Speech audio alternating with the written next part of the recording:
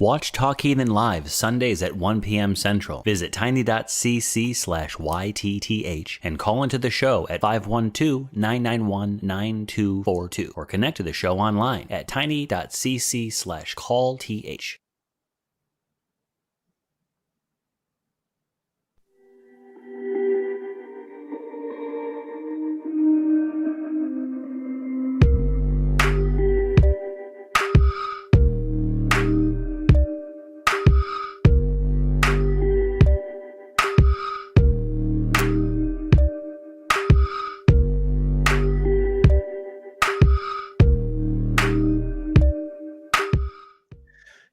Hello, everybody, and welcome to another fantastic episode of Truth Wanted. I am your host tonight, Objectively Dan, and this is the call-in show where we talk to you about what you believe and why, live every single week, Fridays at 7 p.m. Central Time. Joining me is a special guest, as usual. This week's special guest is Drew Bekius. Drew, welcome to Truth Wanted.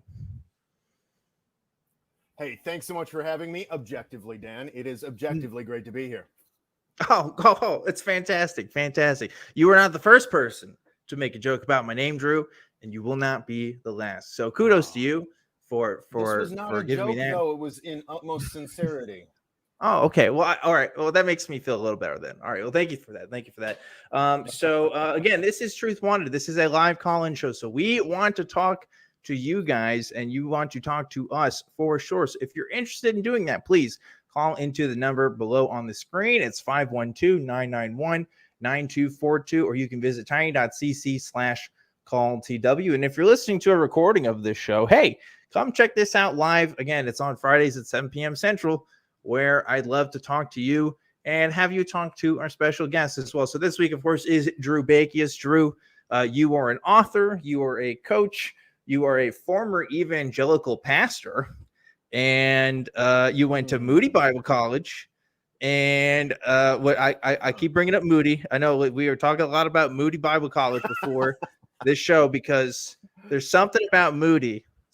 Moody Christians are different. I don't know what it is, but the vibe is different. And now you are a humanist, and you talk about humanism, and you've written about it. So that's quite a bit of a difference, being a humanist to evangelical preacher. Well, really the other way around. So I'd love if you could just tell us your story, Drew. How did you start off? What was your background like?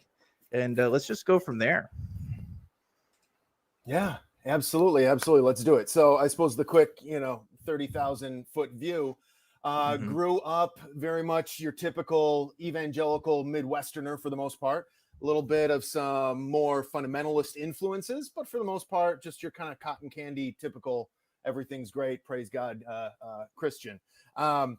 In high school, though, when I was 16 years old, I was kind of serious, way too serious as a high schooler, really. Had to make up for it later in life. But started my first ministry when I was 16 years old. Took it very seriously. Started preaching when I was 17 years old, preaching Sunday mornings to the church. Started when the Billy Graham Crusade came to the great city of Minneapolis circa 1997-ish. I helped staff that event for Billy Graham as a 17-year-old. Wow. So a variety of these things, camp counselor in high school, all the leading See at the Pole rallies, if anyone remembers those. I don't even know if they're still around anymore. Probably are, unfortunately. But and then from there, jumped from that right after high school, packed up everything I owned, went to the great city of Chicago, attending, of course, the Moody Bible Institute, as you already mentioned. Did both my BA there as well as an MDiv. So was there for a total of 10 years. Interesting little side comment we might want to circle back to later is there are notable differences between grad school and undergrad. Graduate school is a bit more progressive, at least in terms of methodology, if not theology. But anyway, we can come back to that later.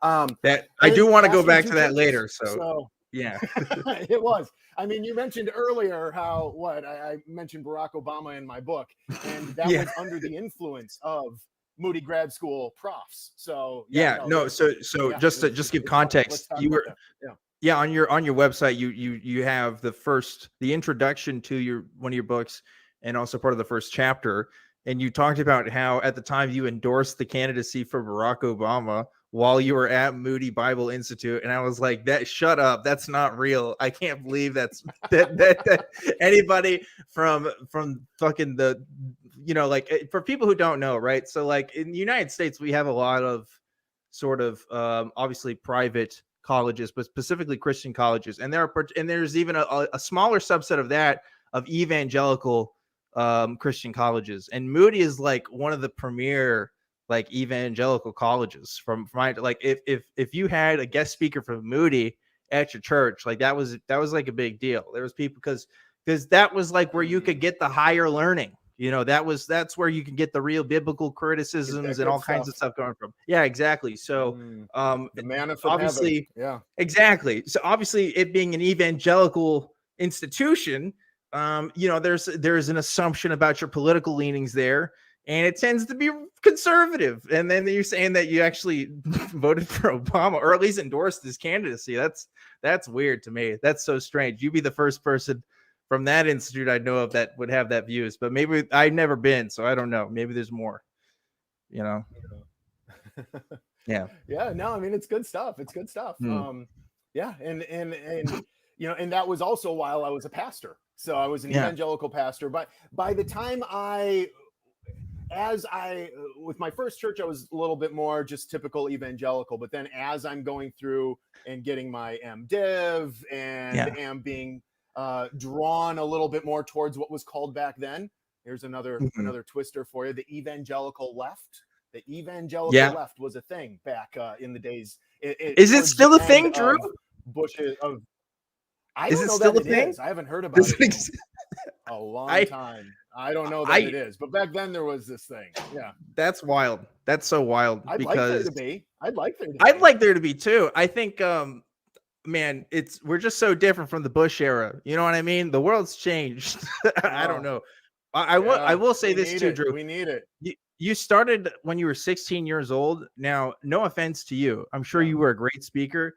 There isn't a 16-year-old on earth that I would listen to for like an hour at a church. Like I don't think it's terrible. No, it was. I don't think it was brutal. Was it bad? It wasn't good. Yeah. Why did they let you do it if you could? I mean, like, were they just happy that you were just young enough and were interested? I mean, you must have had some talent. Yeah. I mean, I think that's a lot of what. I mean, I guess I don't know. I mean, I guess it's all you know, debatable, or you know, it's not objective, right? It's all subjective. It's all relative, whatever. I guess so. But no, I mean, I think it's also something like when you've got, like, you see those videos on YouTube of, you've got, you know, like those more Pentecostal churches, and you've got like the little kids up in the front, like preaching spontaneously, and the whole crowd, they love it. They love it. And I think a lot of that is because there's this idea of it's these young children who the Lord has called them at a young age, and the Lord will lead them. And so it's like a mark of the Holy Spirit among you. And so it doesn't matter in terms of raw skill, God will lead the way. And that's why they let you do it. I think, or at least I think there's a point there too, because there's also a narrative, especially in evangelical spaces, that, you know, it's the youth are becoming more corrupt. I mean, that's with every generation of everywhere, right? But you know, especially in evangelical spaces where, it's like they're wicked, and by the time you get to college, you need to make sure you're still going to church and stuff like that. So I knew where I grew up, like there was a big emphasis on that, whereas like you still need to be a part of a community. You need to like connect with other Christians wherever you go. Because I went to a public, because if your kid's not saved, and that can be seen as, if your kid's not saved by the time they go to college, then they're hellbound for the rest of their lives. So you got to win those souls, statistically speaking, right?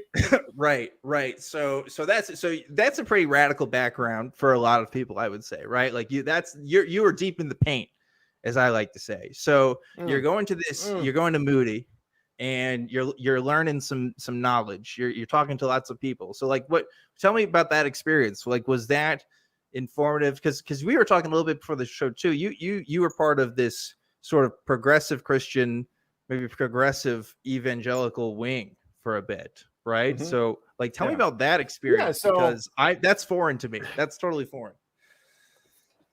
Yeah, no, absolutely. I mean, so by the time I went on to pastoring my second church where I was the lead pastor, or the senior pastor.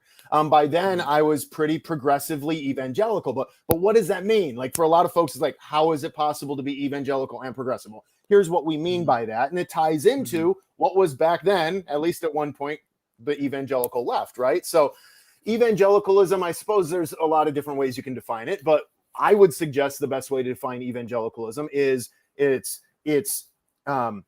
understand, however you define the, or however, whatever you believe the Bible to say, whatever the hell it means, whatever it is inspired, inerrant, authoritative, whatever this thing is trying to say, it is from God. And so whatever it means, we have to follow it.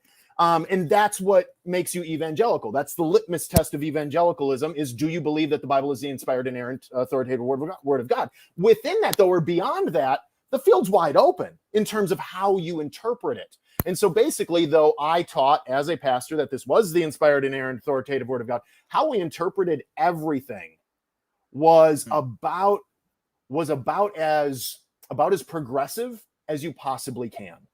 So for instance, one example is the Bible holds the Old Testament speaks of how it holds world rulers accountable for making sure that every person is taken care of within their borders.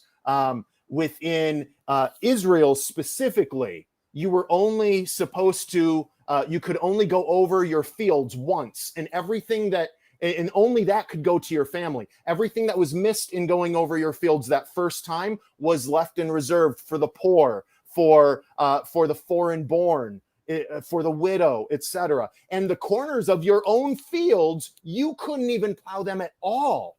The corners of your fields, all of it had to go towards the widow, the foreign born, and the poor, the impoverished. And so we took that, we interpreted that being more progressive to say, right, well, that, though we were, fancy word, we can define it if you'd like, dispensationalists in the fact that we did not believe that the Old Testament law was for today because Jesus had fulfilled it all within himself. Yet nonetheless, we still see something about the heartbeat of God written within that. And so the heartbeat of God still does hold us, in the church and governments, responsible for making sure that all people are cared for. And so what I actively taught was that if you are rich for the sole and exclusive purpose of finding joy in sharing your wealth with others. That's the only reason you have it. And if you're poor, this is a little bit more difficult for me to say, but this is what I would have taught back then.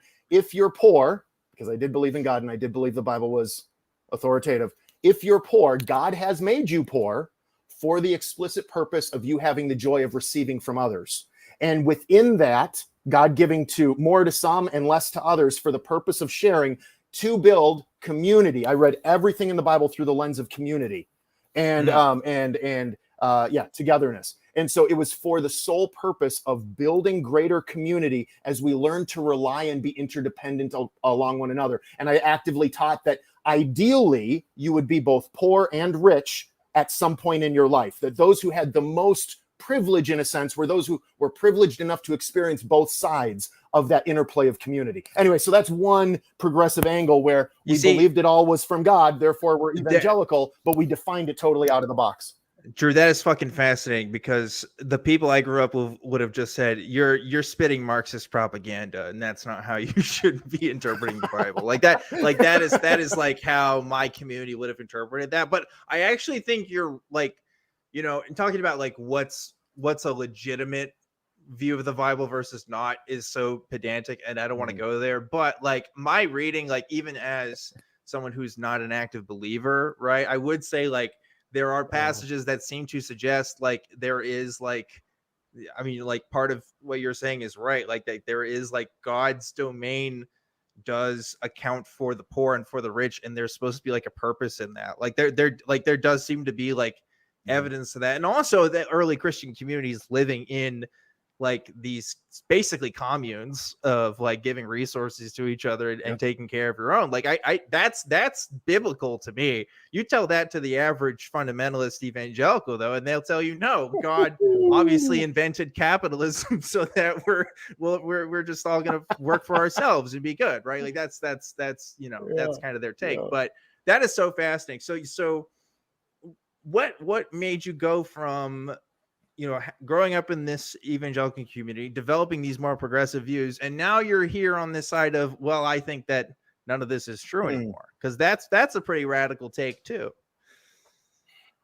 Yeah, no, I mean, absolutely. So along the way, like 2010, 2011, I started finding that as I'm continuing to study and read the scriptures, the Bible, right?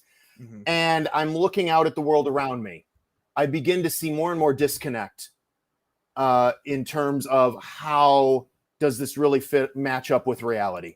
Is this really compatible? No matter how progressively or how I try, or just how I try and spend progressive, conservative, all of that whole framework aside, just how I read it and what it means. Like, is there any way to spin this to make this doable? And I saw that increasingly broken down.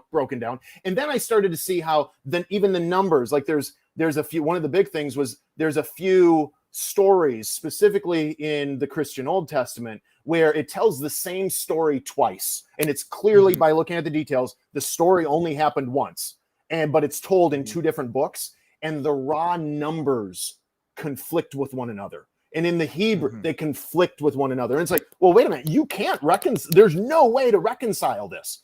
And so those kinds of things eventually brought me to a point where then I looked around, but I loved my faith. I loved my faith. I was comfortable in my faith.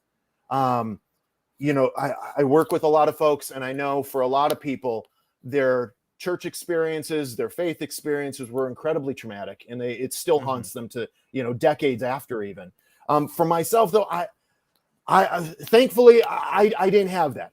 All the churches I was a part of, I'm able to say that, theology aside, although to some extent even the theology, but definitely in the way that the community worked, the organizational culture, was all really pretty healthy and empowering in things. Especially when I was the one leading it. But no, just kidding.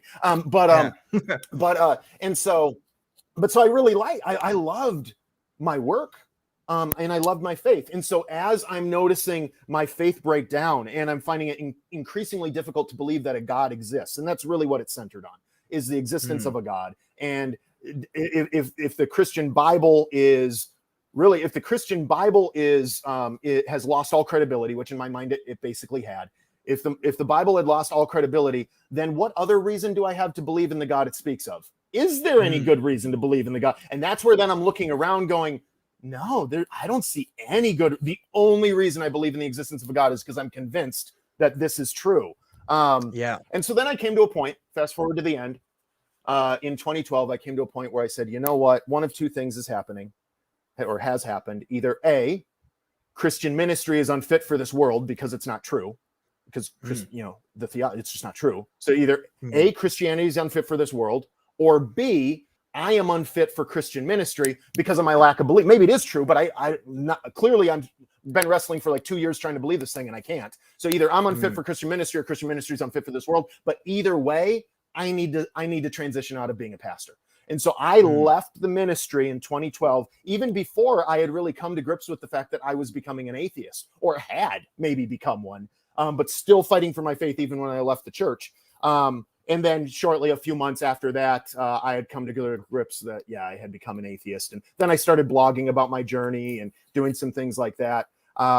Eventually, a couple years later, I discovered something called the Clergy Project. For those who might not be aware of it, it's this nonprofit that was founded by the likes of Dan Barker, Linda Lascola, Dan Dennett, and Richard Dawkins, along with a couple other folks. And what it is, it's a nonprofit that provides community resourcing, provides different kinds of support, as well as community or career transition assistance to religious leaders around the world of all different religions who no longer believe. And now what do they do? If you're an imam in the Middle East and you realize you've become an atheist, how do you navigate the next chapter? What does that look like? Can you ever admit it? You know, so working with folks in those kinds of things. So I first joined as a member, then I started working in other things. I was the communications director for a little while, and then eventually served as president. I was the second president, executive director of a clergy project for a spell. And then, and along the way, embraced humanism. As a pastor, I actually embraced what I called Christian humanism. I thought humanism even then was a good thing, but we were the Christian variety of humanist, even when I was still an evangelical. And then eventually I circled back and was like, nah, humanism, I really find a lot of just it resonates within me, and started teaching and coaching from that perspective, just trying to help folks out in very real, tangible ways. So. Drew, first of all, thank you so much for sharing your story with that. Normally this is right when I get to calls, but I want to talk to you a little bit more, because like you touched on something there that really hit me. But before we do, I need to remind folks, we do have open lines. So we do want to talk to you guys, but again, you guys need to call in. It's 512-991-9242. And come call us, come talk to us, especially if you can relate to what Drew is putting down here. You said a phrase, Drew, that you like awoke like a deep core memory in me. Like, you ever seen that movie, that Pixar movie, with the emotions in the girl's head? Soul? Inside Out. I think it's Inside Out. Yeah, right? Inside Out. Okay, Inside Out. That's yeah. what you did. You just Out's awoke a core memory in me. This is what you said. You said, I love the faith, and like that was what was hard for you to give up. And like that's so true, because when we talk about atheism, when we talk about the worldviews of Christianity, atheism, or the spectrum between, we often talk about it as, philosophical, concepts that you can accept or deny. It's like this logical reasoning that we go through and see, well, if the Bible doesn't make sense here, then we have to go to here, and then we have to do this. And like, that was a part of my deconstruction for sure. Absolutely. Right. Like realizing that these contradictions were there and this other stuff didn't make sense. But why was it so hard for me to leave? It was hard because I found my identity in this, right? Like that was the hard part. Like realizing I put all of my friends in this, my family was in this, and that was tough. That was so tough to leave, because like, I have heard, Drew, just from doing this show and outside this show, the most awful stories from people you can imagine in being in Christianity. And to be honest with you, for the most part, mine wasn't like that. Mine was pretty good, but like but I couldn't make it work. I couldn't intellectually make it work. So I had to be honest with myself and leave. But that was hard. That was so difficult, because it's a very lonely thing to do. Right. Like I remember just feeling like nobody could relate to that experience, because with atheists that I thought I knew were these super rational, very logical people that I just didn't have that kind of background to. My background was in Christianity, where it's like your emotions are tied to like the Holy Spirit and all these other kind of spiritual concepts. And I don't know, it was tough. It was tough. You kind of had to forge your own path. You picking up what I'm putting down here, Drew? Because you touched that. You touched something in my head there, right? Yeah. Yes, 100%, my friend. 100%. You and me the same. Yes. Well, comment on that, because like I how did you do it? How did you leave the good life? Because for me, it was a good life. Like I had some complaints, but it was okay. No, I mean, it was great. I mean, you're right in the center, whether you're a minister or not, but especially if you're a minister or any other, any kind of ministry, pastor or otherwise. But even if you're not, you're right in the center of this epic saga between good and evil and God. You have, the designer of the universe is madly in love with you, at least depending on the kind of Christian. The more fundamentalist you go, the more rightward you tend to go, the more maybe God isn't madly in love with you and he absolutely hates you and detests you and it's all hellfire or brimstone. And that's where you tend to find more of the trauma, right? But if you're more like me, which it sounds like maybe you were, it's less about hell and it's more just about how God has just created this wonderful purpose and plan for you, and just trust in him, live by him daily, and he will guide you into the greatest of wonders. Not quite the name it and fame it, at least for me. It wasn't really the name it and claim it thing, the what's it called? The motivational gospel. What's the name? I'm forgetting what it is. But not quite that really, because we didn't embrace that pray for a new car and God will give you one if you're truly believing. But it was just more of this, just trust in him, nothing to worry about, never have a care in the world. If something bad happens, it's tough right now for a spell, but you're right in the palm of his hand. Trust him. He has things to teach you along the way. So pick those up, embrace them, and just try and make the most of it as you just live your life open to him, and he'll bring you where he needs you to be. And even if this life ends in death, which eventually it will for all of us, even if yours ends a bit prematurely, so felt in death, at least you have heaven afterwards. But you are always, even in the most difficult of learning lessons, you are always in the palm of his hand and always on your way to great glory. So then you try and leave that. Now you're leaving that, and it's like you're no longer in the middle of this epic love poem between you and God. Right. You're no longer in the middle of this huge battle. And as a pastor, you're no longer the hero. You're no longer the savior. Not that I saw myself as a savior or hero. I would not have seen myself that way. But in retrospect, that is very much how that is very much the psychology there. God has placed you on mission. He has given you a personal mission. Trust him, and you will do. He will do amazing things through you, which feels a lot like you doing amazing things yourself, or at least you're along the ride for amazing, cool things, right? And then now all of a sudden, you realize it's all bullshit. Yeah. And now all of a sudden, all of this just comes to this end, and suddenly, you're just sitting in the midst of this huge, lonely existence. Right. There's no more God to talk to. There's no more best friend in the corner or within your heart. And if you're public about it, most likely your whole human community's cut you off as well. So you don't have them. A good friend of mine, he lost, when he went through he lost his kids, his grandkids.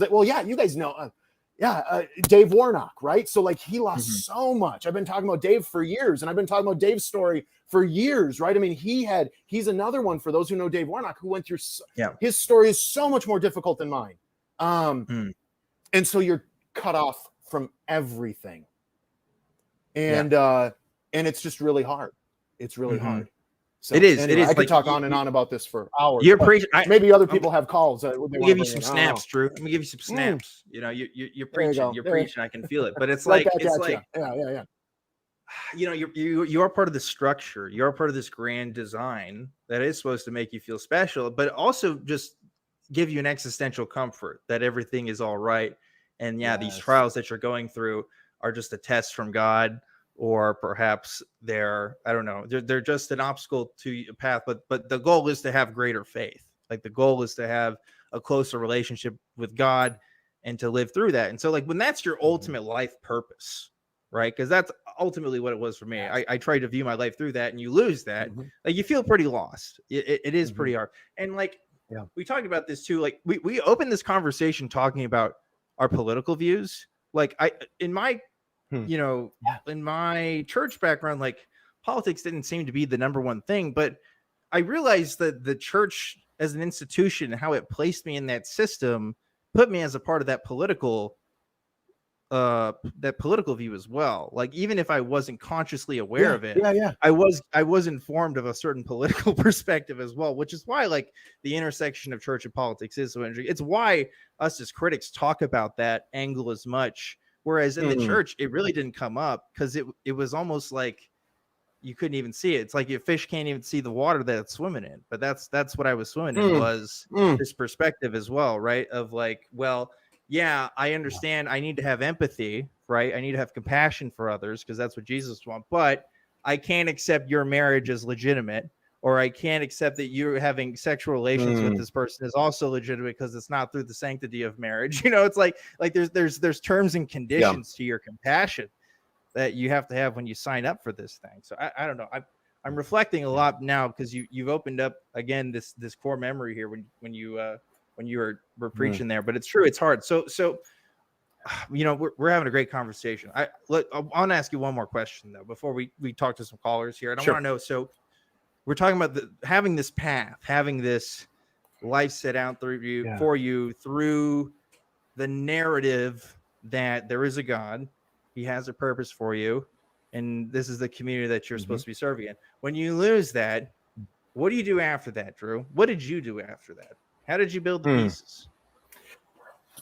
Yeah, I mean, so for me, the first step was a little bit more of a cognitive philosophical role. And I'll just touch on that very briefly because I know the thrust of what you're saying. I believe what the thrust of your asking about is more from a community lens. But the first thing I did, I felt the need to completely disconnect. I stepped back from everyone. I defriended my entire Facebook list. I actually even took a sabbatical from my marriage, if you will. And I felt so much pressure. I felt so claustrophobic from an ethical framework lens, from just an understanding the worldview lens, because from the time I was in high school, I was the kind of guy, as progressive as I might appear in some things. I mean, my entire identity, like you said, was Jesus. I was nothing without him. And I did everything I could all day, every day to build my entire life around what I believed the Bible taught. I would get up every day and have a list of things set before me of things I'm going to sacrifice today for my God. Just meaning lifestyle things. Okay, I prefer pepperoni, but so-and-so prefers, cheese. So I'm going to deny pepperoni today. Just, whatever, all these things. And now that's all gone. And I'm like, I had no idea how to function. So I took 6 months and just unplugged from everyone and everything and just spent all day reading and walking up and down the Chicago lake shores and just kind of rebuilding my sense of ethic. Because, I talk about this a bit on secular sexuality, the episode I was on a few weeks ago. I go into this in more detail in terms of just from what are my sexual ethics, just what are my ethics in general. And how do I rebuild this from the ground up? Because I took nothing for granted. I mean, my previous ethic at one point was, abortion is murder. Yeah. And now I'm realizing, wait a minute, even murder is the worst sin ever. Even that isn't actually a sin at all, maybe. And so if that's not a sin, then is it a sin to just walk up and unconsensually grab a woman? Which is something that I was encouraged to do fresh in my deconversion as I was navigating remember I mentioned the sabbatical for my wife that turned into a divorce.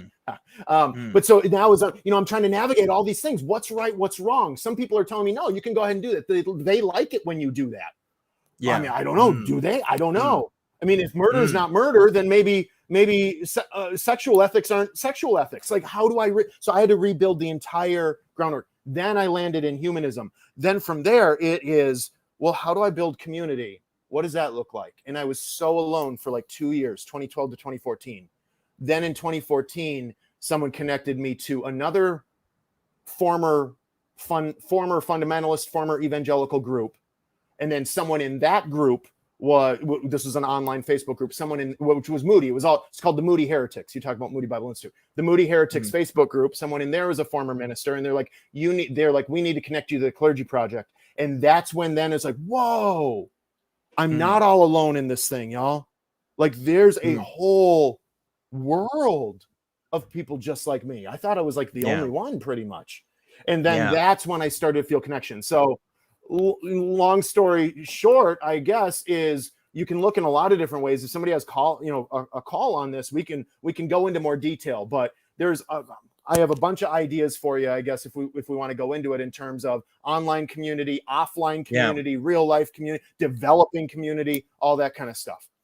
It's so interesting you mentioned just the rebuilding of your ethics, because for someone who is maybe outside of the Christian space, that may sound pretty radical. Like, that may sound like a hyperbole, but it's really not. When you're told that this book and also this community and this person, i.e. God or being, is the foundation for your ethics, period. Like, you don't do anything outside of what the big man upstairs tells you to do, then you really don't know how to navigate the world. I wish, like, look, I could have read Aristotle. I could have read John Rawls, like Jeremy Bentham. Like if I had grown up with those guys instead of fucking Paul, like the Apostle Paul, I think like I would have had a better understanding of what's right and wrong, right? And it's still like it's something we all have to figure out, right? Like ethics is still a developing field, something that we have to change. But it's like, you know, the Bible was not it.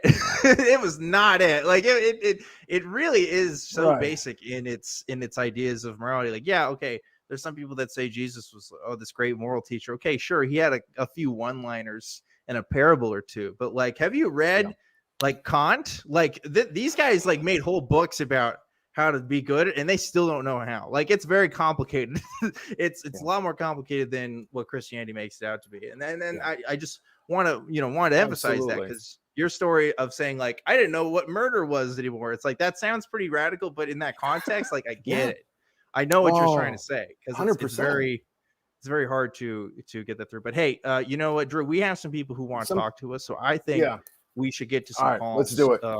Let's do that. But before we do, Drew, we have to thank our patron of the week, because every single week we always thank a person from patreon.com/truthwanted. We want to thank everybody that donates on that Patreon, but especially we always give a shout out to one patron every single week. And this week's patron of the week is going to be Robert. Thank you so much, Robert. It's just Robert, no last name, no adjective, no objectively Robert, nothing. It's just Robert. Thank you, Robert, for donating on that Patreon. And thank you again to everybody that donates on patreon.com/, patreon.com/TW. I almost mixed up the URL there, but you guys rock. Thank you to everybody who does that. And now, Drew, I think it's time that we talk to some people. So you ready to go? Let's do it. Okay. First, we're going to talk to Richard. Richard, who's calling in from Arizona. Richard, you're live on Truth Wanted. What's up? Hey, not too much. Yeah, I was good.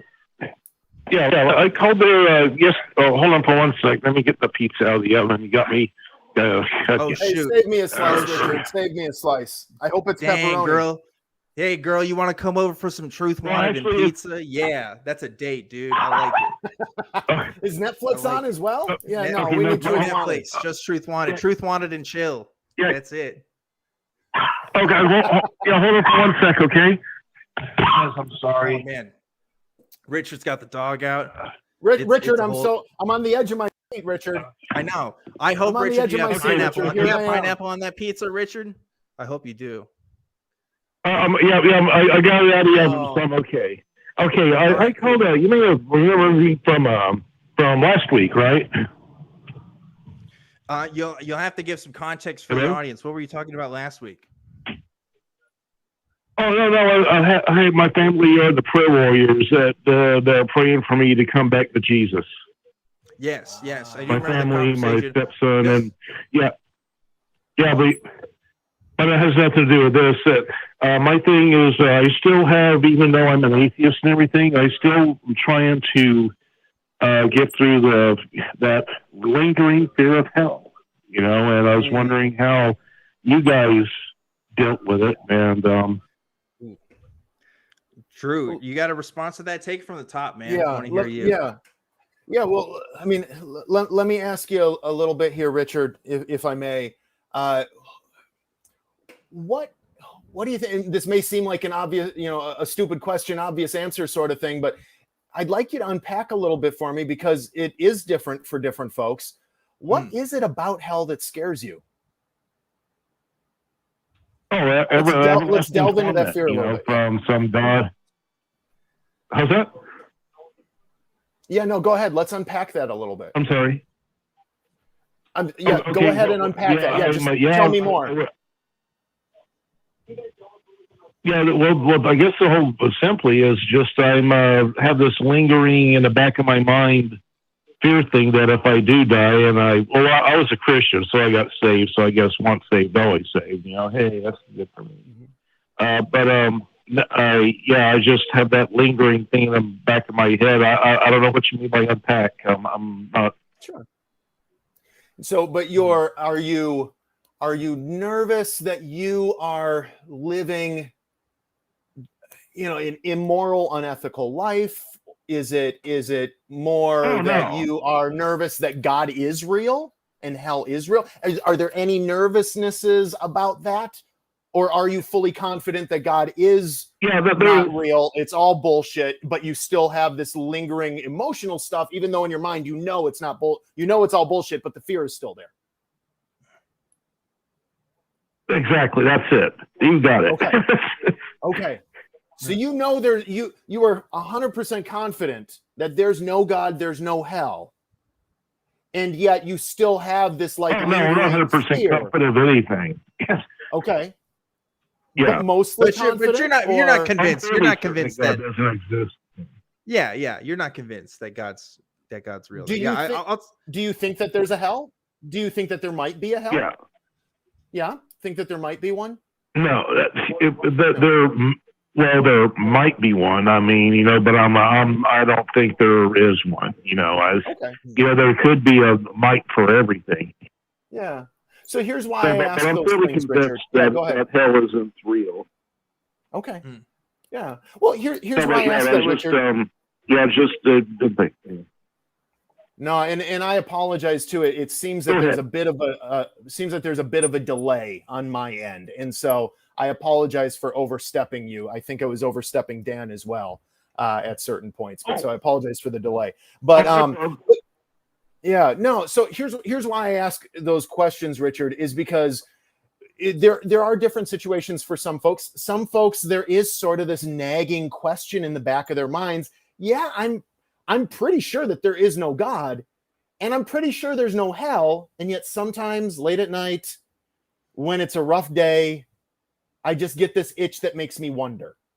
For other folks, it's not that. And it sounds, and I mentioned that in case there might be other folks where that is their situation, or maybe now you're saying that is. Like, do you kind of wonder maybe there is sometimes?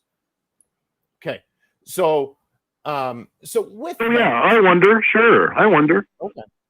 Okay. Well, and also the other side of that is sometimes the other side of that is it's purely psychological triggering stuff that is almost completely disconnected from the cognitive. Yeah. But but the emotions cripple us, even though we're confident that there's not. So there are two different distinct situations. That's why I asked all of that aside. Yep. All of that aside. Well, yeah. So yeah, see, I was brought up Christian Christian from birth, or I would say from birth, but yeah, I was going to be a youth minister with Christ for the Nations and yada yada and all that kind of stuff, but that kind of fell through because I didn't have a good reason to believe the things that I did or I had believed. So I was like Richard, if there is a hell, and I'll say that because every once in a while you're there's this part of you nagging within saying maybe there is one. So if there is one, what about you would send you there?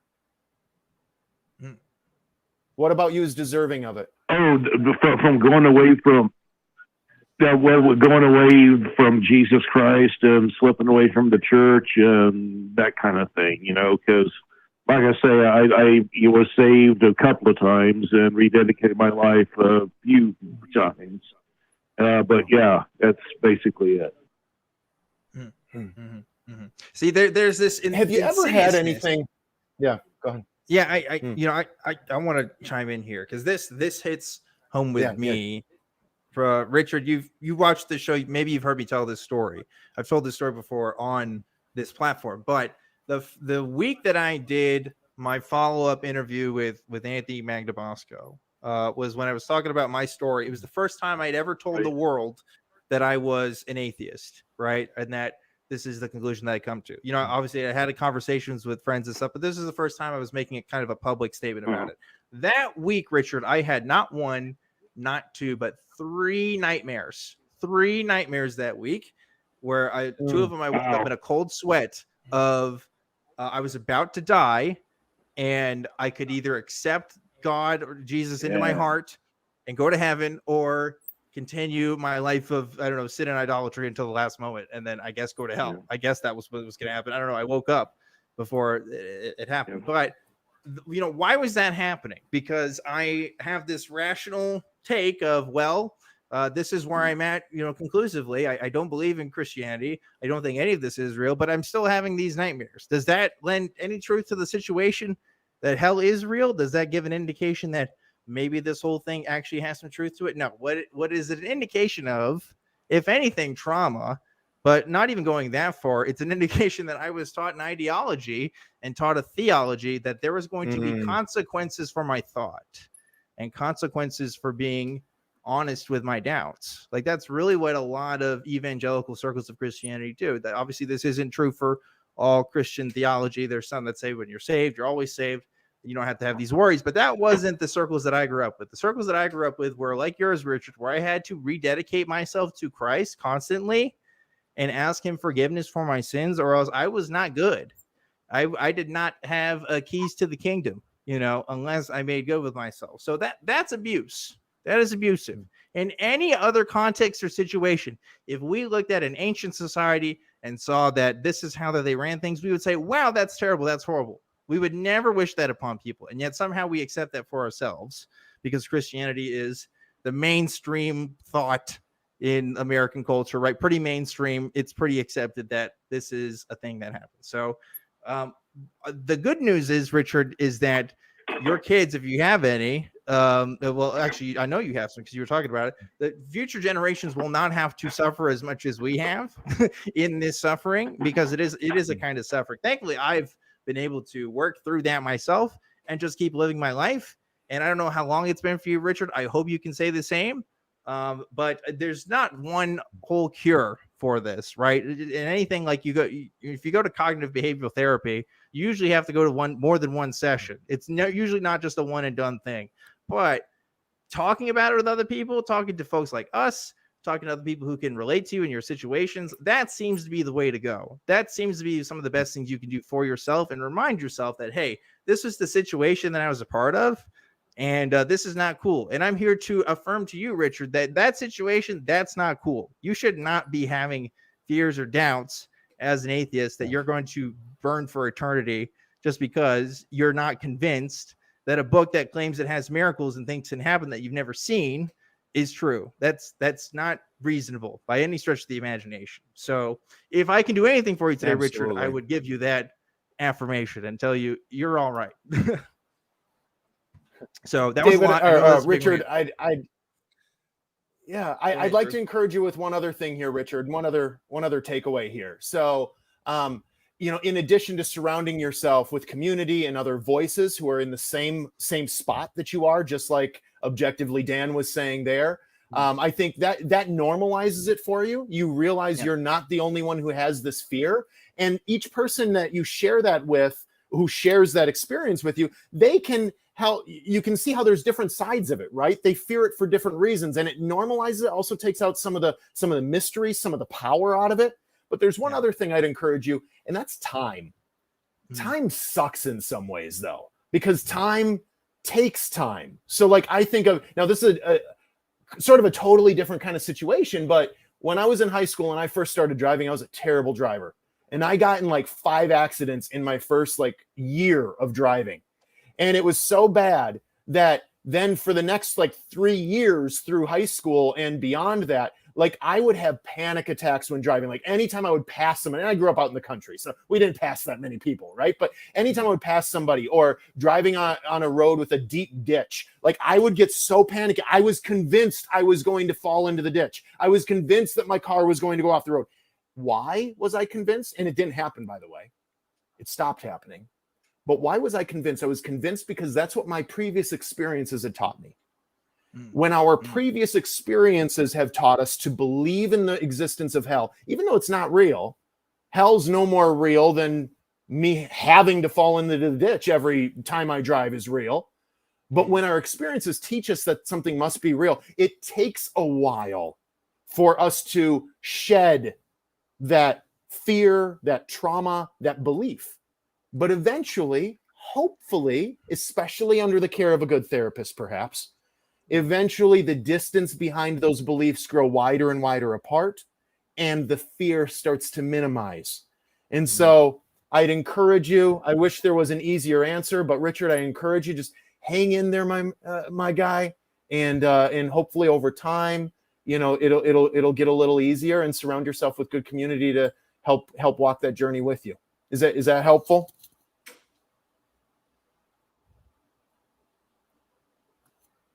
Richard, you still on the line with us? Oh, yeah.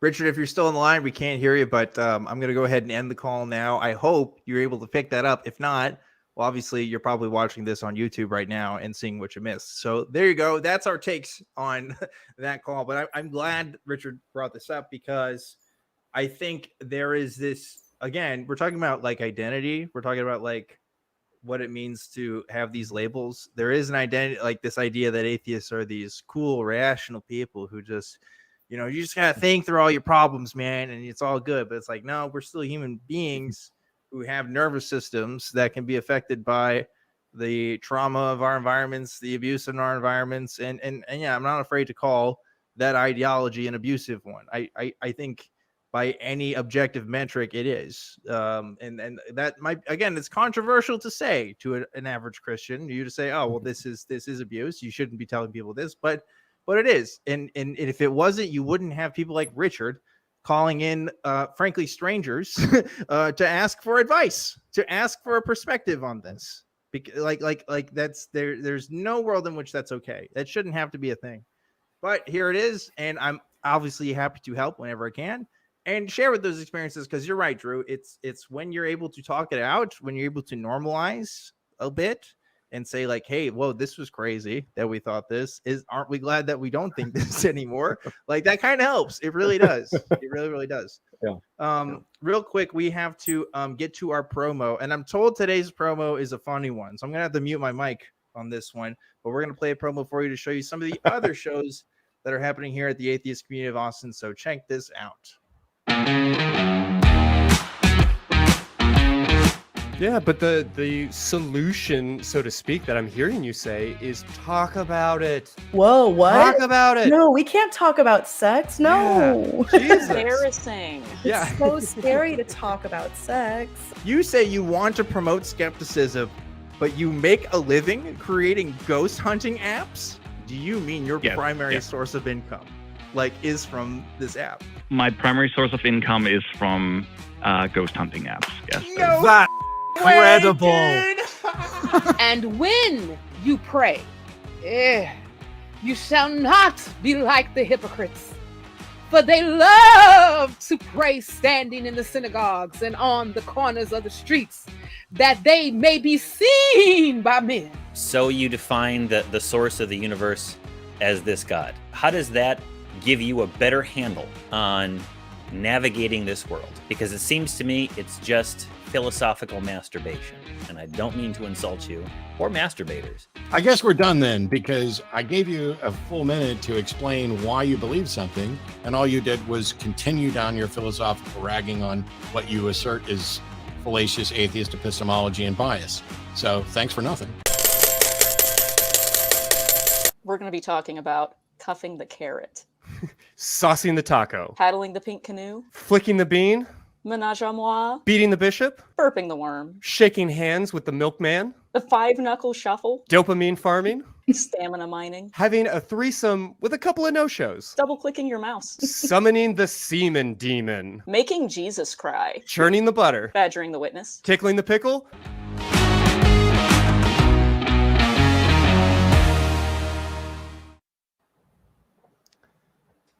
Folks, if you're not Can I watching laugh it- now? Yeah, listen, we're not supposed to respond to the promo, but folks, if you're not watching these shows on YouTube so you can watch the promo and the videos, you need to be, because it's pretty good. It's pretty good stuff.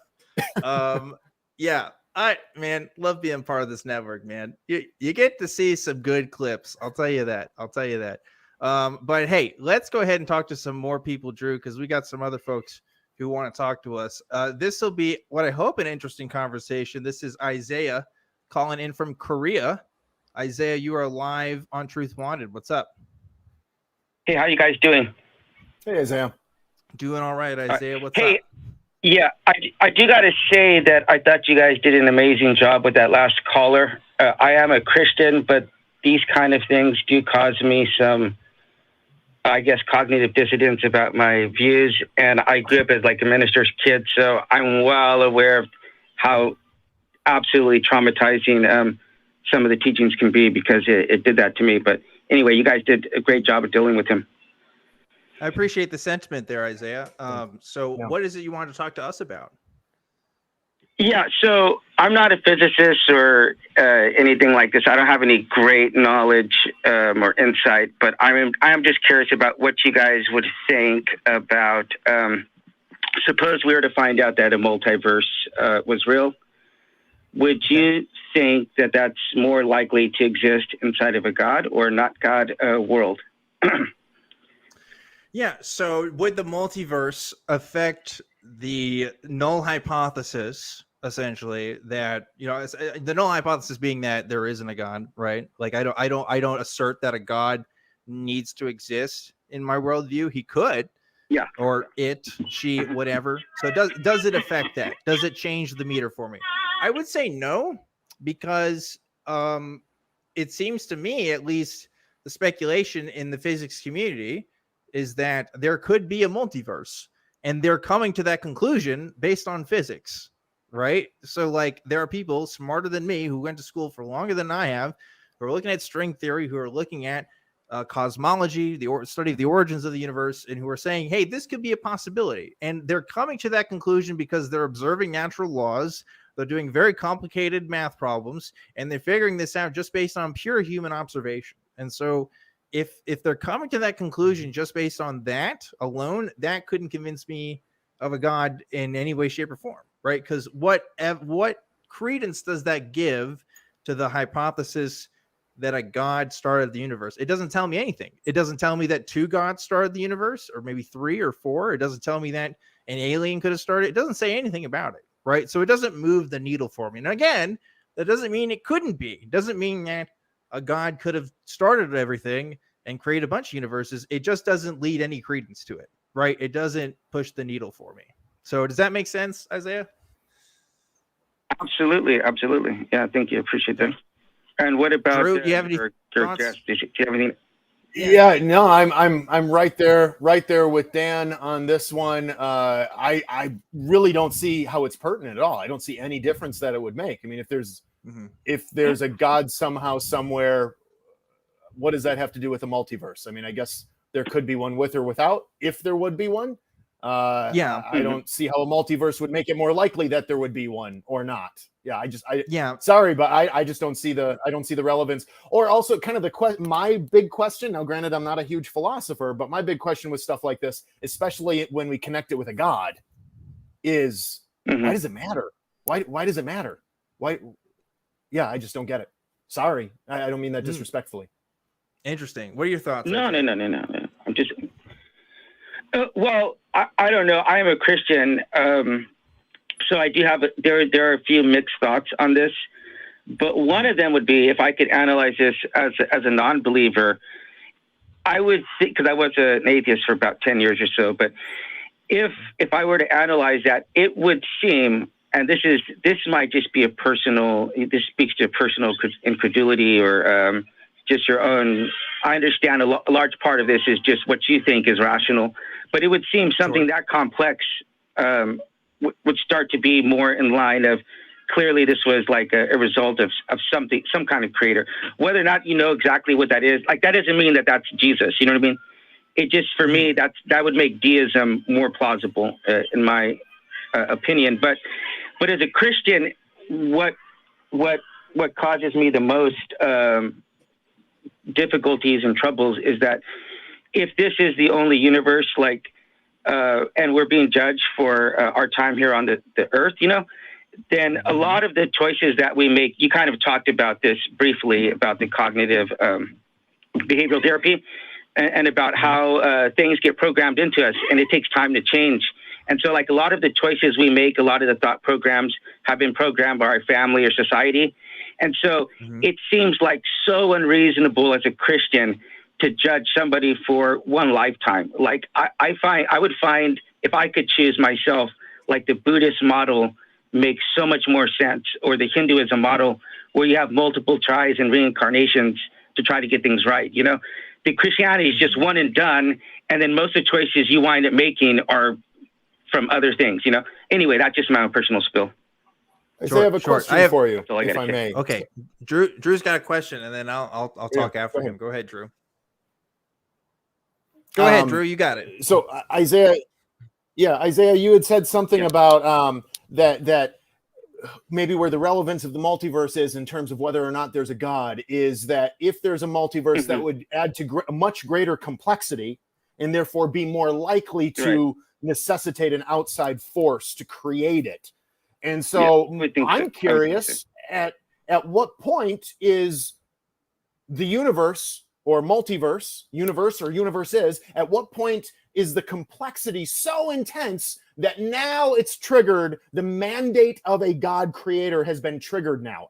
Where is that? Is it already there? If it's already there in your view, then what's the difference? Because in my mind, I don't see the need for a God for any of it. Whether it's one universe or many universes, I don't see the need at all. But at what point in your mind is it suddenly required, but it wasn't before? You know what? I could just speak to my own. If you're talking about me, yeah, that's all I'm asking. I'm just asking about you and your view. That's all I'm asking about. Yeah, this is a completely illogical position that I held to. But one day, because I live in South Korea, and I was hiking up some mountains for hours and hours and hours on end, and there were like these giant boulders that, like the size of like Volkswagens. I swear these things are giant. And I went down these things for hours and hours on end. And at some point, you know, the first hour is kind of like exciting. And then you're just kind of like, God, when is this going to end? You know? And it seemed like an eternity I was up there. But in that moment, I didn't become a Christian as a result of that, but just seeing like the vastness of even South Korea. South Korea is a really small country, but seeing how many mountains there were and being on there myself, I personally came to some kind of conclusion that there was something out there. Like, I didn't become a Christian till like maybe 6 or 7 years afterwards, but I would just kind of like fall into this deism camp.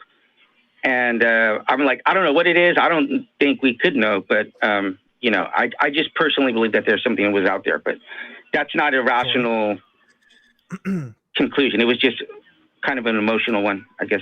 Sure. Well, you know, Isaiah, like personal incredulity cuts both ways, right? It cuts both ways. Sure, you could make the case and say complexity. I can't believe that this was all just from nothing, right? That there is no driving force behind this, no creative force. It has to be a God. Or I could also say, well, I don't believe out of Christianity, out of all the human religions that have ever existed, is exactly the right one. You know, like you can cut it both ways. One thing I'll point just with your example of observation of nature, right? When you like take a look at something like the Grand Canyon, a lot of people will say, well, man, I just have to know God's real because look at the majesty of this place. And I agree with them in the sense that it's incredible, it's beautiful, and it does something to the human mind that, you know, maybe we don't even fully understand why we have that reaction to it.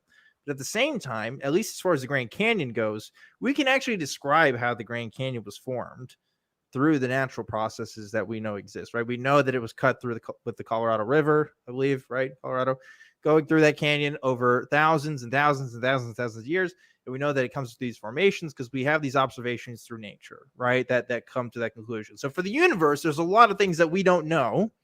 There's a lot of things that we don't have those observations for, but we've been able to explain a heck of a lot just through natural phenomena alone. And while we may not be able to have the answers to cosmology, the absolute beginnings, I have to make a bet with myself, just like everybody else on this earth, that says, well, what do I think is the best bet? Do I think it has to be something natural, or do I think it has to be something supernatural, infinitely complex? I don't tend to lean towards the deism.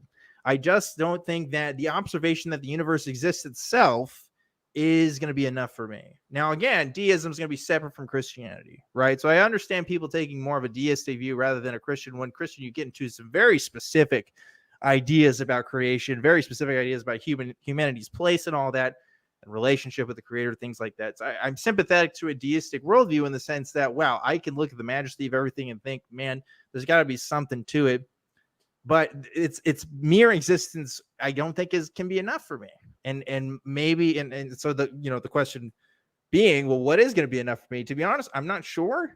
because I am just kind of making a God of the gaps argument, except for nature, right? I'm just saying, well, I think it's just natural forces, but nature time and time again is proving to be able to explain a lot of things that previous religious ideas were just guesses on, really. I mean, what information were they going off of? I mean, to talk about specifically the book of Genesis, I mean, we can take a look at that and see how a lot of the claims in there, if you're taking a literal stance on it, does not match up with our current observations of space and time or the earth or anything. So I don't know, Isaiah, that's all I can tell you there. But I appreciate you calling in and giving us your perspective on it. Any other thoughts you wanted to let us know about?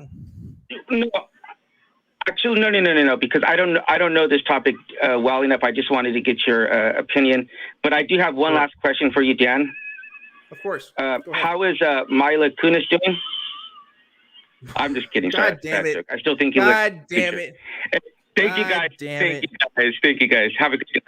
Thanks, Isaiah. Good talking with you. Thank you. Listen. Okay. I talked to Isaiah before. Let me explain. And he made that joke. He said, "How's Mila Kunis doing?" And I did not realize he was saying I looked like Ashton Kutcher. But apparently, this is a common sentiment amongst people that I resemble Ashton Kutcher. And you know what? You do what you want with that information. I don't know. I don't know if that's me, but that's not a bad thing. I guess so. I guess in the pure aesthetics department, that's not the worst. That's a good looking dude, right? I mean, yeah, he's a cool guy. I think so. So. Yeah. Anyway, it's a interesting talk. I think I've said all I wanted to say on that topic, though. Drew, did you have any follow-up thoughts on that? I mean, I guess just one sentence, when Isaiah was talking about, sitting up on the mountain or whatnot and the vastness of everything he was looking at, it led him to, eventually to God belief. My primary thought was, rather than the vastness of what he's looking at, more the vastness of what his emotions are doing. What's his emotive response? That's more what it comes to in my mind. The vastness of his emotive response is like, wow, there's this emotional connection. This has to be something more that's less rooted in science or anything objective and more just rooted in the inside stuff that's so easily not necessarily reflective of reality. So that's my how many humble people thought. will look out and say, oh, well, this must be, I don't know, Zeus that made this. I guess Zeus isn't really the creator type to do that kind of thing, but you know what I'm saying, right? Like even I understand he's talking about the deistic conception, which is different, which attempts to be a bit more objective than any specific Christian idea. But I would still argue that like our concept of the deistic God is still like very much based on Western concepts and ideas of like creator beings and gods. Like when people are talking about a creator, they're talking about somebody with intention, right? Like they're talking about, I don't know, there's a person, a human almost element to that wouldn't really make sense outside of, I don't know, human beings talking about that idea. I don't know. There's another thought there. I mean, I think I want to say that the vast majority of deists, and maybe I'm speaking from the background from which I come, so it might not be true, but I want to say that the vast majority of deists, historically speaking, and of deistic movements have been offshoots or those who were former Christians, formerly of a Christian influence. And so they're taking a Christian concept and applying it in different ways. And so it's still going to carry those embedded features within it. It's true. Look at the Freemasons, man. They say they're about deism, but they're all Christians. I'm not going to dunk on the Freemasons today. I'll let them be. But regardless, real quickly, I need to talk about some ways that you can support this show. So if you really like Truth Wanted, if you support what we're doing here, just a reminder, I'm a volunteer here, and most of the people that help out in this show are also volunteers. So when you donate on that Patreon, you are helping make this show happen. I don't personally receive any of that money. One other thing I want to talk about that you can support us with is our merch store. If you want to show off that you're a Truth Wanted listener and you're cool for doing it, again, Truth Wanted and chill, like that should be a thing. Definitely check out the Truth Wanted merch. We're trying a new thing, our very first monthly t-shirt club that we got going on here. And you can get that Austin shirt. I think it's really cool. I love all the stuff that's on there. It's got like a dude with a tinfoil hat on there and stuff. Like I can't describe it all in 10 seconds. You have to go look at that shirt. and see if it's something that you want. But thank you again to everybody who supports us through doing that. You guys are really awesome. So with that out of the way, I want to talk to some more people here as we're getting towards the tail end of the show. Let's see how many people we can talk to at the end. Okay. Yes. Let's talk to William, who's calling in from Canada. William, you are live on Truth Wanted. What's up?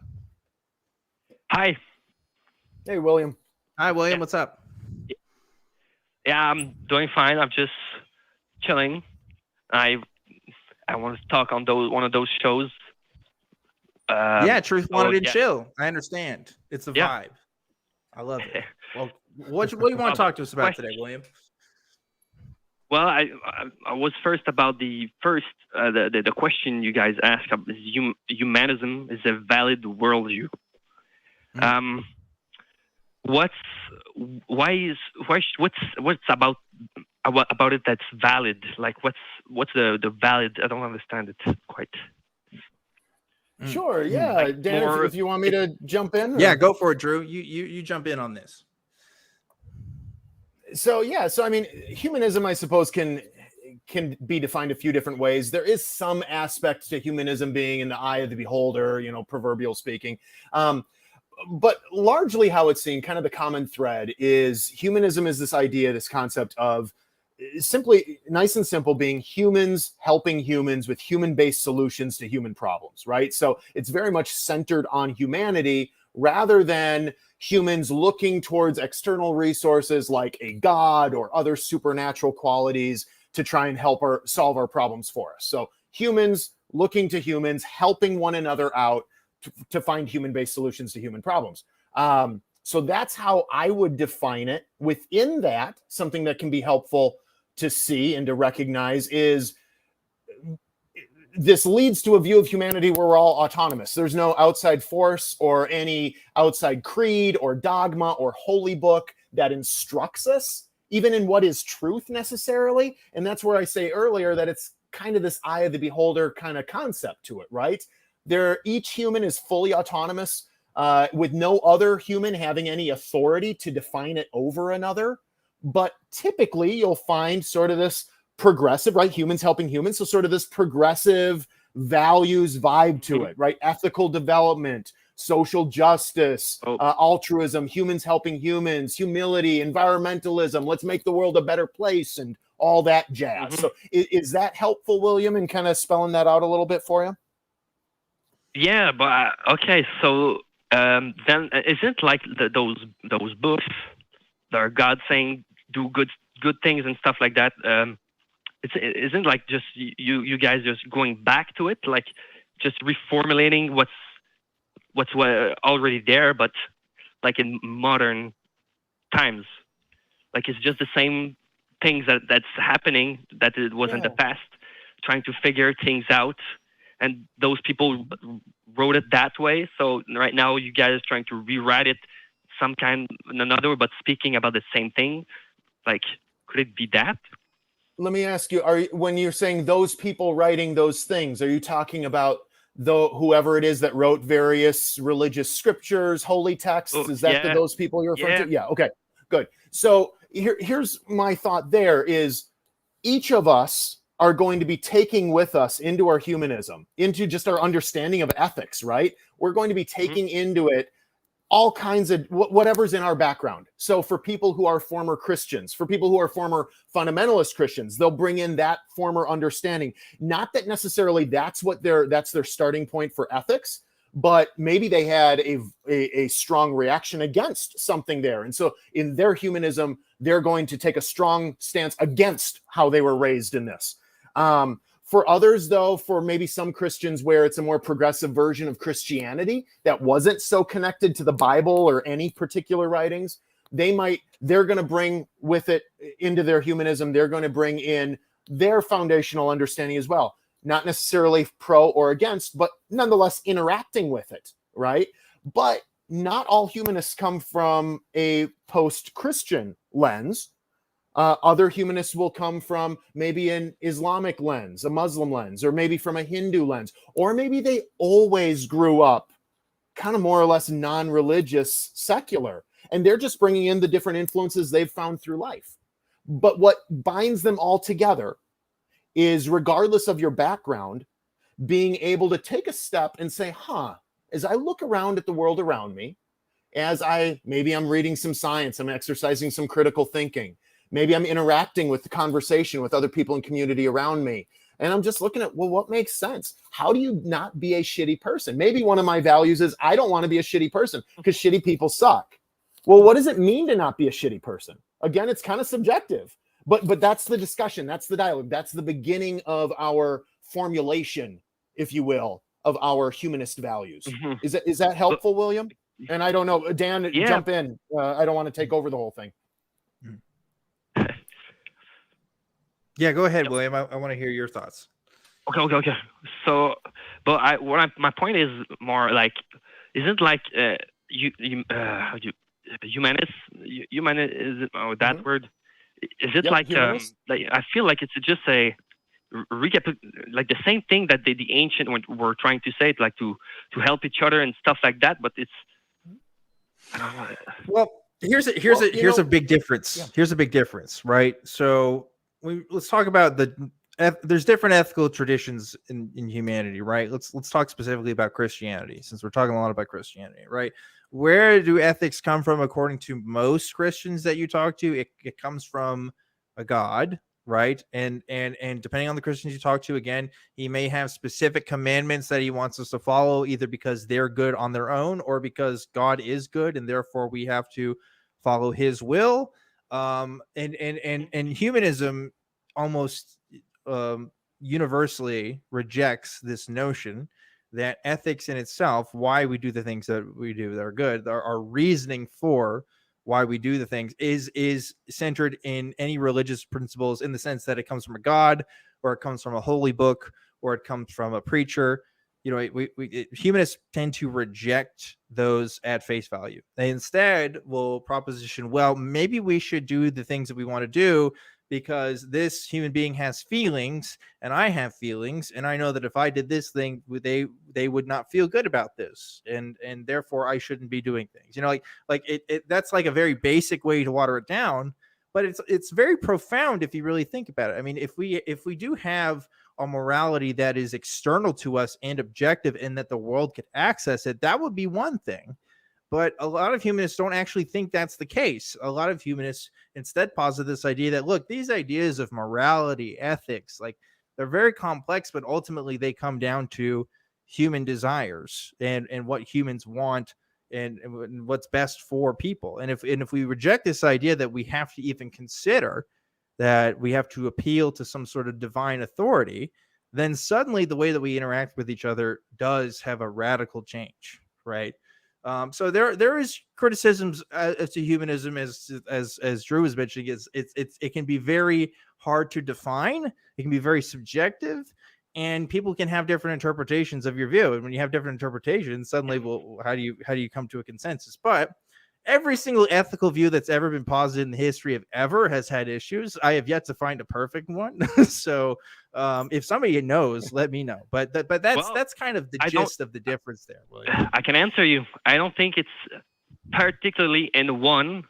It's like through all, but there's a common thing between all of them that we can link together and make something. And I think like with humanism, it's like another attempt to do that, but like in modern time, and like it's like a new religion trying to making his own prophet and its own book.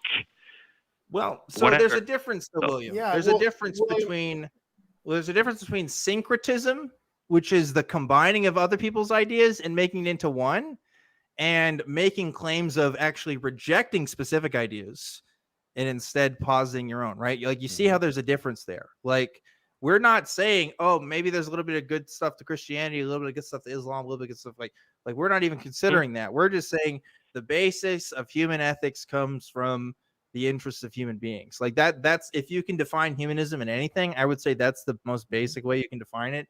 And that is a unique claim. Okay. That's not a syncretism. No. That's not taking stuff from other religions. No. That is a separate thing unto itself. But right? Couldn't like religion come out of that line of reason thinking? here's Like how? something What I do you would mean? suggest, William. So, yeah. Yeah, what do you mean by religions come out of it? Can you explain? Because I don't know what you mean by that. Well, like it's like we're still human and we have your the consciousness, and we're still trying to figure it out, like through all time. And I see it like humanism is like another attempt at it, but it goes back to the same thing to try to do good and. Yes, I agree. Let me ask that you this, it's William, if I may. Yeah, go ahead, Drew. Yeah, take it. William, when I know you've mentioned prophets a couple times and how, but yet also talking about how this sounds very much like kind of what we found with religions throughout. I mean, religion isn't I would suggest religion isn't necessarily defined as having to have a theistic element to it or a God's element to it. Sure. Do you see, when you say that this sounds religious or inevitably religious, what do you mean by that? Because humanism specifically, explicitly does not have prophets. It is incompatible with the idea of having a prophet or an official spokesperson. So how do you define religion? Promoting it, talking about it, just it being there. And people talking about it, wrestling with ideas and trying to search for answers and that, and try to see if it works. All that. Well, something's it's like a foundation for something else, and it's building up on it. Yeah. It's like all religion. What I'm hearing here, William, and correct me if I'm wrong, jump in if I'm wrong. So when I asked you to define religion, you did not bring up anything that I think was even remotely close to the concept of a God or supernatural beings. It was humans in conversation with one another trying to advance humanity.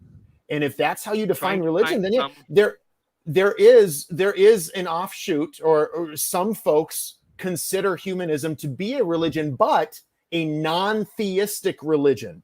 So I participate in and am on the board for a congregational humanist community that is considered, that does have a religious exemption. So congregational humanism is a thing that can be considered religious, but it's non-theistic. There's no belief in gods. There's no prophet.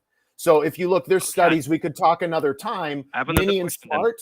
Oh, okay. Okay. Well, let me just say, Ninian Smart, he's this old school guy, this scholar who talks a lot about like the trends, religious trends, looking at around the world at various historical religious movements. And there's 7 different layers of what makes various religions. Only one of them is theistic or epistemological type things, belief components.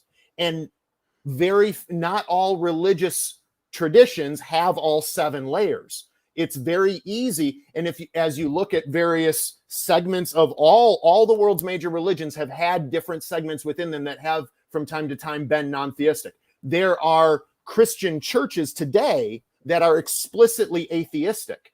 So yeah, you can be religious and also be atheist or non-theistic. At least I would suggest that. So from that lens, yeah, humanism can be religious, but again, no prophets, no official spokespersons. It's all about people helping people in community. Well, it talks for itself. Yeah. Yeah. Okay. Yeah. Yeah. I mean, William, we can talk about like how do you define the word religion? And if you're using the word to say, well, it's people, again, like Drew put it wonderfully, people in conversation and investigating to figure out what's true, then yeah, absolutely. Humanism could be counted as a religion. Okay. So what? If you use the word broad enough, sure, that you can count all of science to be a religion. You can count people going to school to be a religion. I mean, like at some point the word stops becoming useful, but when humanists make their critique of religion, what they're really talking about is the sacred cows of religion. They're really talking about the things that are traditionally no-nos to talk about and no-nos to criticize, that a lot of communities aren't as willing to take a second look at and reconsider. And that's a big thing for a lot of humanists, is they saying, no, we should look at this. We shouldn't have sacred texts. We shouldn't have texts that can't be revised or remodeled. We shouldn't have particular people that we have to take whose absolute word is gospel, right? So like there's some central tenets there to humanism that do make it distinct from other religions, if you still want to consider it a religion, but it is different. I mean, you can't say it's exactly the same, you know. But it'll only go back to the same thing. Like some people gonna shine above some others, and they're gonna be like more like a prophet in quotes. Like more people gonna listen to them. Some gonna be brighter, so it's. Okay. I think it goes back. But what's the problem with that? I mean, when you define terms so broadly, a prophet can be anybody who has a following. I mean, you just described like wrestlers, like the World Wrestling Federation might as well be a religion, because there's some people that become really popular. Reality. Well, okay, so if we're talking about truth claims about reality, so that's a bit different, because I don't know. Correct me if I'm wrong, Drew. You're more in the know with the humanist communities. I don't know if humanists actually make truth claims about reality. I don't think they have a defined epistemic. I think they have recommendations. I think they should say you should use like science and reasoning maybe, but I don't think there's like an absolute defined like truth claim. I mean, correct me if I'm wrong. Is that anything? When I hear truth claim, it's somebody standing up and saying, this is what reality is, period. As opposed to that, there's a lot of humility in humanism, at least usually. I mean, you have some humanists who aren't very humble about anything. But generally speaking, though, I mean, it is considered a virtue or a value of a lot of humanists and of humanism to be humble in your stance. We don't know. We're open. To what science teaches us, to what experience teaches us, to what other humans and community teaches. We're very open to learning, generally speaking. So, I don't know that I've ever heard a humanist say, this is a truth claim. It is, period, especially something that they just made up. So humanism is it's like malleable. There's never going to be something concrete about it. Humans? I mean, like what's humanity? concrete is that we value humans. We value humanity, and we all want to work to see it progress. I mean, that's really what it is. Yeah. That's what's concrete. We all need to and want to survive, at least generally speaking, right? And so because of that, we're going to work together. So a lot of people describe humanism as a movement. Maybe that's helpful. There's lots of movements, things we get excited about. Humanism is, I would suggest humanism can be even more a lifestyle than a philosophy. I would define humanism more as a lifestyle than as a philosophy for me personally. There you go. Well, I do appreciate having this conversation with you, and I definitely wish we could talk more. Unfortunately, we are at the end of the show here, and I do need to kind of wrap things up. So I am going to let you go. But if you do want to call in at a different time and maybe continue this or talk to other people, I'm sure some people in the live chat can tell you about it.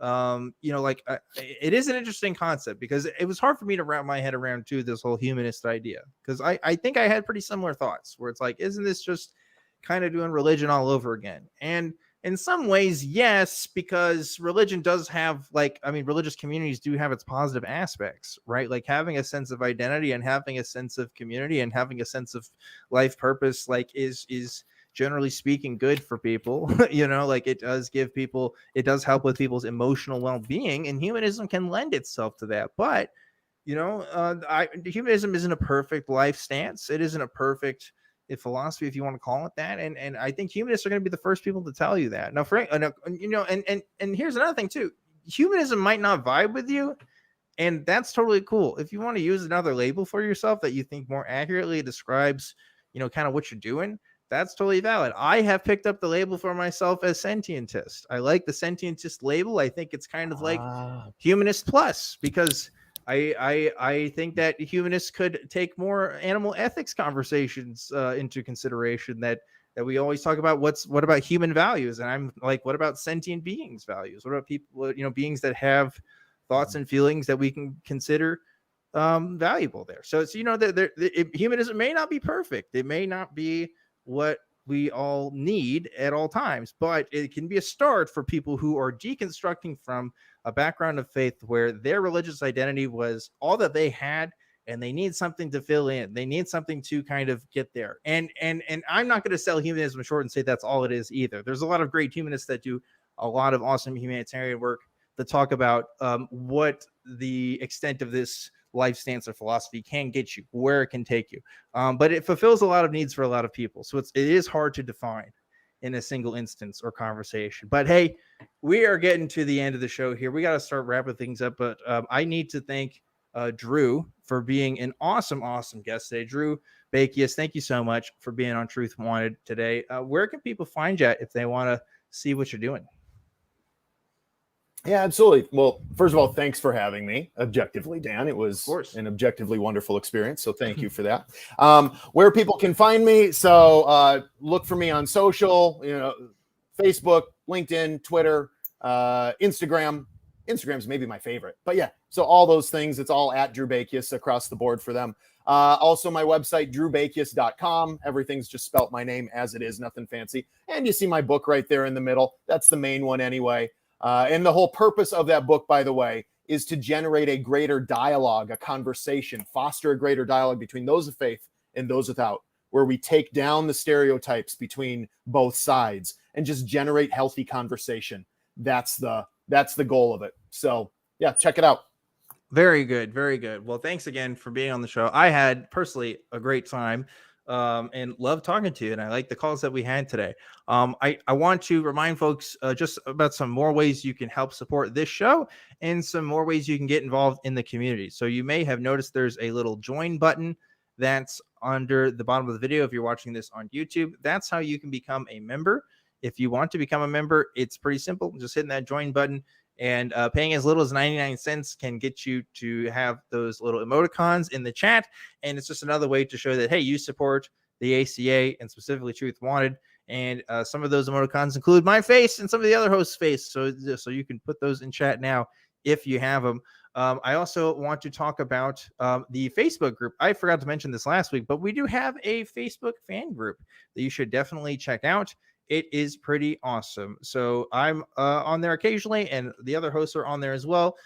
If I don't respond on there, I definitely read all the stuff that comes in through there. So that's one way to talk to me and some of the other folks and just other people who are interested in this show and the topics that we generally discuss. If you want to talk to me, you can do that through the email. It's at atheist-community.org. You can also follow me on Twitter. I'm there at ObjectivelyDan. So definitely check that out. Another thing I need to talk about is if you shop on Amazon, there's a way you can support the ACA as well at no cost to you. If you go to tiny.cc/Amazon Smile ACA, and you can designate the Atheist Community of Austin as your selected charity, and Amazon will donate a portion of their profit directly to the ACA whenever you do your shopping on there. So consider doing that if you want to still support us, but maybe not make a direct donation for some reason. That's a way you can do it. What else can I talk about? I need to also give a shout out to the wonderful, fantastic, amazing, spectacular crew. They help make this show happen every single week. Look at that crew. That's we're a minimal crew today. Three is a small crew for us. Usually we got some more people. They're working extra hard. They're working extra hard. That's what it is. You can tell by the sweat on their brow that they are just making sure this audio sounds good, making sure this video is looking good.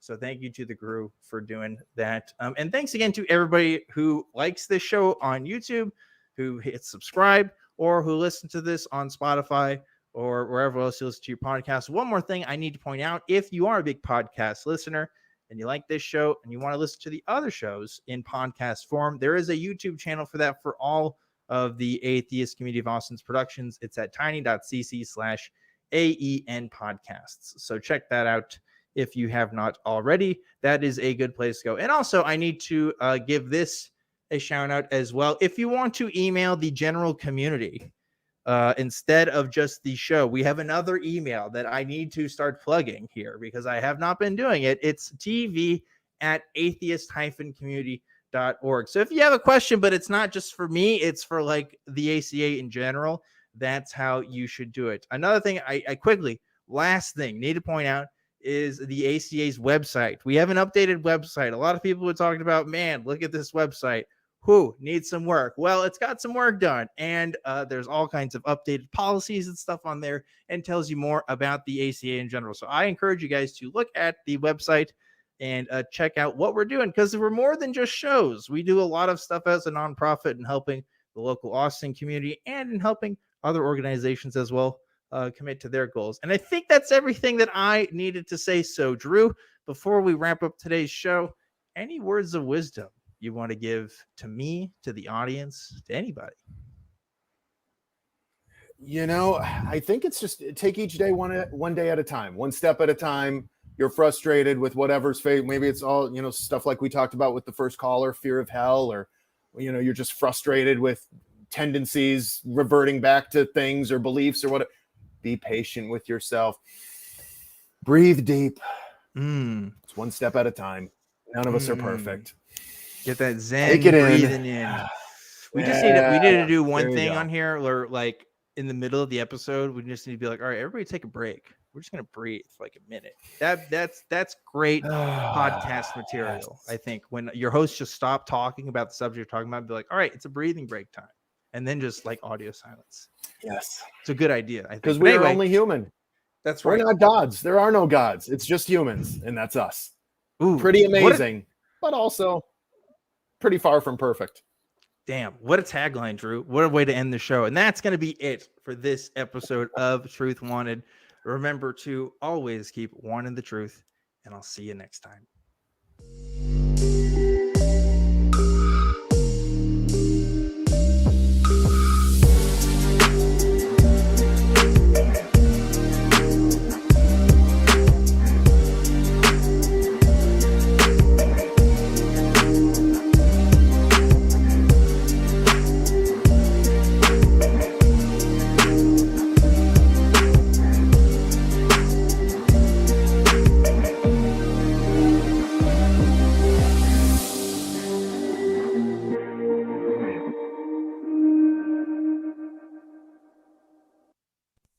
Watch The Non-Prophets and join the hosts in the live chat, Sundays at 3 p.m. Central, between The Atheist Experience and Talk Hidden. Visit tiny.cc/YTNP.